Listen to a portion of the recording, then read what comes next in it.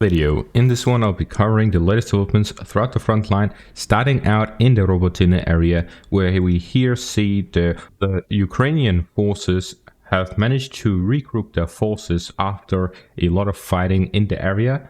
And as they regrouped, they started launching attacks towards Robotyne itself. If we take a closer look at the village, the Ukrainian forces have managed to get a foothold within it, which then allows them to now fight within the village rather than on the outskirts of it, which indicates that they have full control over all of the fortifications to the north of the village, considering they entered from the north. So fighting is now happening within the village, as half of it is contested and the Russians only have full control over the southern part now. So we see a lot of fighting within the village of Robotyne, and this indicates, similarly to Urushaine, that the village will most likely fall within a couple of days.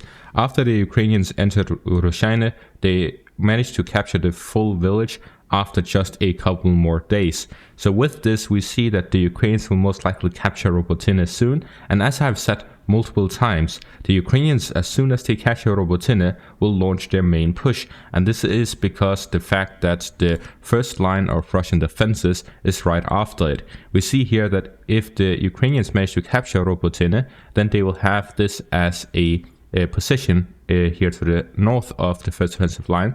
To the south, there's the village of Novoprokopivka, and to the east, there's the village of Verbove. So the first offensive line goes to the south of the village of Novoprokopivka. However, straight to Verbove, there is the first offensive line.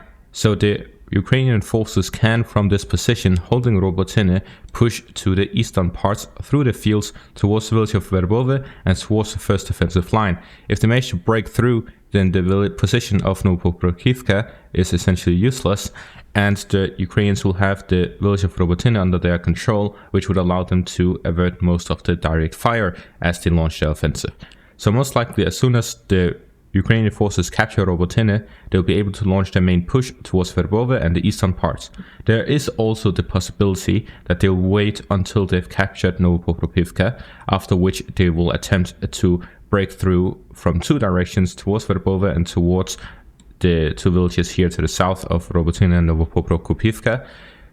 But essentially what we're seeing is that they are fighting heavily over Robotyne. They have been fighting over the village since the very first days of the offensive. The 4th of June was a rush towards Robotyne, and now the 18th of August, 2 months and 14 days later, they are still fighting at Robotyne. So this is a very significant moment for the Ukrainian forces. This will be the first village that they take south of Novotyne.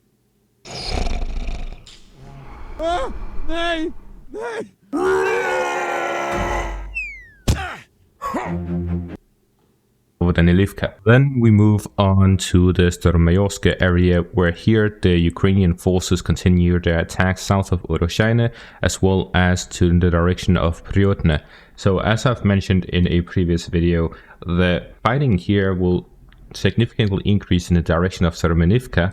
There's the possibility of them losing focus on the western side, but that is not guaranteed. They will most likely try to attack the Russian forces as the Russians are withdrawing, and the Russians will most likely withdraw from these northwestern parts of the first offensive line if the Ukrainians start attacking Seremenivka. So they are trying to prevent a Russian withdrawal from this area and try to cut off the supply lines of the Russian forces by capturing Seremenivka and then moving westwards from that position to try and cut off the Russian forces before they go beyond the first defensive line, which will give them much more fortifications and better supplies than here in the north of the fortifications in the deep defense state. Then we move on to the northern parts by the Kharkiv region, where starting out, the Russian forces started attacks in the direction of Selmahivka.